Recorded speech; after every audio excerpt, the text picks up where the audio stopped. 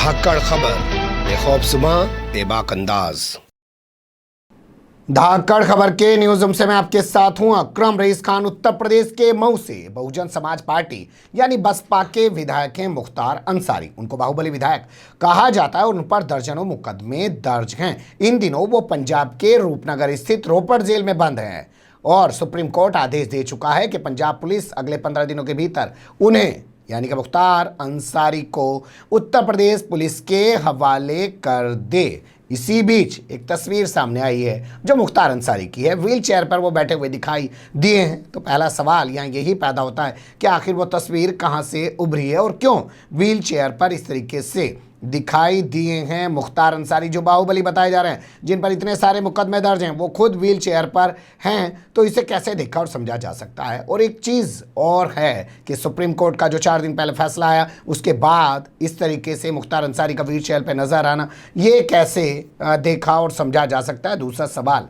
यहाँ पे इस तरीके से बन सकता है। इसके अलावा तीसरा एक सवाल और हो सकता है, क्योंकि कुछ लोग कह रहे हैं कि क्या जब मुख्तार अंसारी को पंजाब से उत्तर प्रदेश ले जाया जाएगा वो कार उत्तर प्रदेश पुलिस की होगी और क्या वो कार सही सलामत उत्तर प्रदेश पुलिस की उस जेल तक पहुंच जाएगी जहां पे मुख्तार अंसारी को रखा जाएगा, या रास्ते में पलट जाएगा। तीनों सवालों को समझने की कोशिश करते हैं। सबसे पहले आपको लेके चलते हैं सबसे पहले सवाल की तरफ।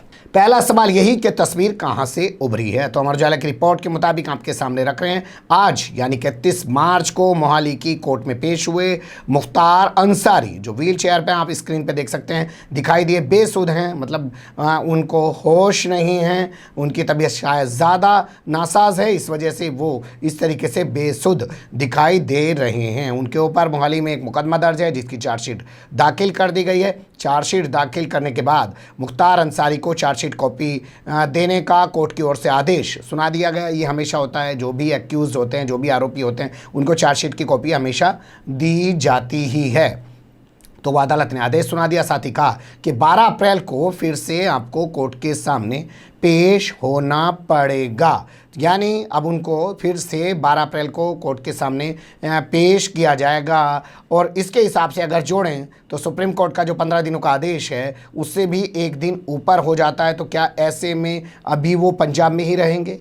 क्या पंजाब की मोहाली पुलिस ये कह सकती है कि अभी हमारा मुकदमा चल रहा है, इस मुकदमे में 12 अप्रैल को हमें पेशी करानी है मुख्तार अंसारी की, इसलिए अभी 15 दिनों की जो मियाद सुप्रीम कोर्ट ने दी है उसके तहत हम अभी उत्तर प्रदेश पुलिस के हवाले नहीं कर सकते हैं मुख्तार अंसारी को? क्या होगा कुछ कहा नहीं जा सकता है। और क्या फिर से एक बार उत्तर प्रदेश सरकार इस पूरे मामले को लेकर सुप्रीम कोर्ट जाएगी कि साहब आपके आदेश की अवहेलना हो रही है, आपके आदेश की अवमानना हो रही है, इसलिए इस मामले को दोबारा सुना जाए। यहाँ ये तस्वीर आज सामने आने के बाद बहुत सारे सवालों ने जन्म ले लिया है जिनका आने वाले समय में ही क्लियर पता चल पाएगा। लेकिन जो दूसरा सवाल हमने उठाया था उसकी तरफ चलते हैं।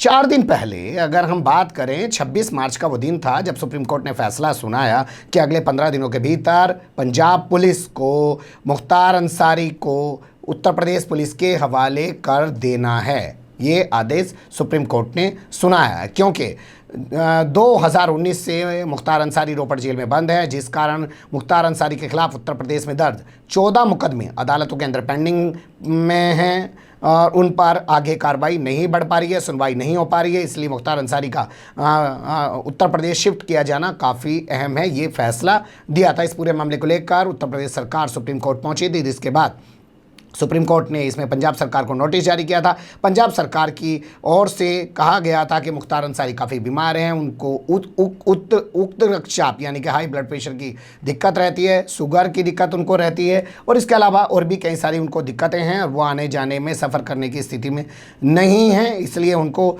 शिफ्ट नहीं किया जा सकता है। लेकिन हाँ, सुप्रीम कोर्ट ने तमाम चीज़ों को देखने के बाद साफ कर दिया कि पंजाब से इनको उत्तर प्रदेश शिफ्ट कीजिए और अगले 15 दिन के अंदर अंदर इनको शिफ्ट कीजिए। तो ये है दूसरा सवाल और उसके 4 दिन बाद आज ये तस्वीर उभरी है बहुत सारे सवालों को जो खुद ही जन्म दे रही है। अब चलते हैं तीसरे सवाल की तरफ। तीसरा सवाल क्यों खड़ा हो रहा है वो बताने से पहले मुझे लगता है आपको धाकड़ खबर का चैनल का ये वीडियो ज़रूर देखना चाहिए जो हम कोर्ट बुलेटिन में करते हैं। जिस दिन ये फैसला आया था सुप्रीम कोर्ट का उसी दिन हमने आपके सामने खबर रखी थी और आपको याद होगा मैंने सवाल उठाया था कि क्या सही सलामत गाड़ी चली जाएगी या गाड़ी को पलटा दिया जाएगा। ये सवाल इसलिए खड़ा हो रहा है क्योंकि मुख्तार अंसारी हों, चाहे उनकी पत्नी हो, चाहे उनके परिवार के लोग हों, सब लोग कह रहे हैं कि योगी सरकार मुख्तार अंसारी का एनकाउंटर करा सकती है, क्योंकि मुन्ना बजरंगी जो मुख्तार अंसारी के राइट हैंड हुआ करते थे, उनको तो बागपत की जेल के अंदर एनकाउंटर करा के मार दिया गया, और एक अपराधी जो वहाँ जेल में पहले से बंद था, सुनील लाठी, उस पर आरोप लगाया गया। और कमाल की बात ये देखिए, जेल से आज तक वो हथियार बरामद नहीं हुआ जिससे मुन्ना बजरंगी की हत्या की गई।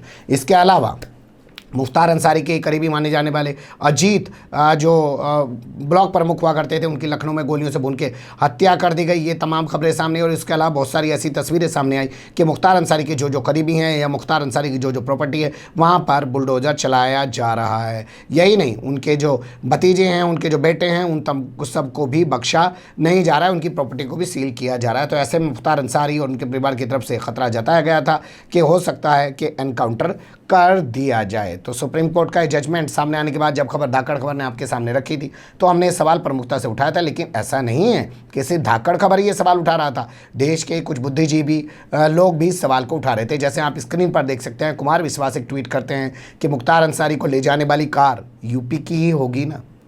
उन्होंने व्यंग करते हुए ये ट्वीट किया है। समझ रहे हो ना क्या मतलब निकलता है, वो आप खुद जान लीजिए। अब इसी ट्वीट को रीट्वीट करते हुए आचार्य प्रमोद कृष्णम ने लिखा कि मुमकिन है ये गाड़ी भी पलट जाएगी।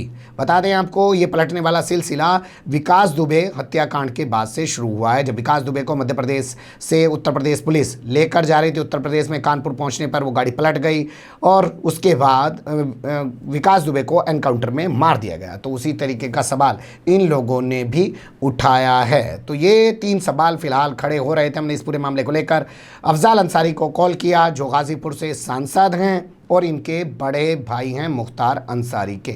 उनसे बहुत सारी चीज़ें जानने की कोशिश की, लेकिन उन्होंने फ़ोन पिक ही नहीं किया। हम ऑन कैमरा अपील कर रहे हैं कि आपका जो भी जानकार हो या आप खुद अगर देख रहे हो, तो इस बारे में संपर्क हम आपसे करना चाहते हैं। और बहुत सारे सवाल हैं जिनके जवाब आना बाकी है। चुनाव अगले साल उत्तर प्रदेश में हैं, लेकिन मुख्तार अंसारी को लाने की जिस तरीके से कोशिश की जा रही है, या उनको लाने को लेकर जिस तरीके से जश्न का माहौल उत्तर प्रदेश सरकार के अंदर दिख रहा है, या जिस तरीके से व्हील चेयर पर बैठे हुए अब बेसुध नजर आएंगे मुख्तार अंसारी, ये बहुत सारे सवाल हैं जिनका जवाब सामने आना लोगों के बेहद ज़रूरी है। बने रहिएगा धाकड़ खबर के साथ। फिलहाल कमेंट्स के रूप में आप लोग अपनी राय दे सकते हैं, खबर को लाइक कर सकते हैं, चैनल को सब्सक्राइब कर सकते हैं, और ज़्यादा से ज़्यादा हमारी खबरों को शेयर कर सकते हैं। फिर ऐसे ही किसी सुलगते हुए या उलझते मुद्दे लेकर मैं आपके सामने हूँगा हाजिर। फिलहाल अभी मुझे दें इजाज़त।